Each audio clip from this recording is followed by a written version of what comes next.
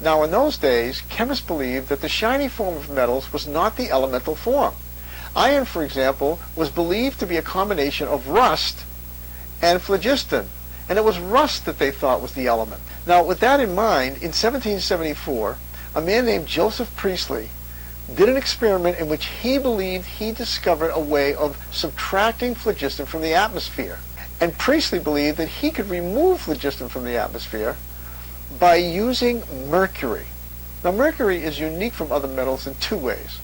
First of all, it's liquid at room temperature. That is very unusual. Other metals are solid at room temperature. Secondly, mercury in its ore form, which is red, does not have to be heated up very hot in order to turn into its metallic form. Priestley was surprised by two things that happened when he heated mercury ore, as we can see at the bottom of this test tube. First of all, with very little heat, he even used a magnifying glass to do it, the mercury ore quickly turned into its metallic form as it condensed the tube and dropped down to the bottom of the pile as seen here. It would take thousands of degrees to do the same thing to rust, to turn it into its metal.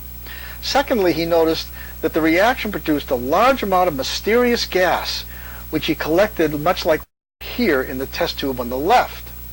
When he collected sufficient volumes of the gas, he tested it. Here we see a test tube that has the gas collected in the experiment, and we're going to place it over a glowing wooden splint and watch how it promotes combustion. This amazed Priestley. Now, more than ever, he believed that the phlogiston model was correct.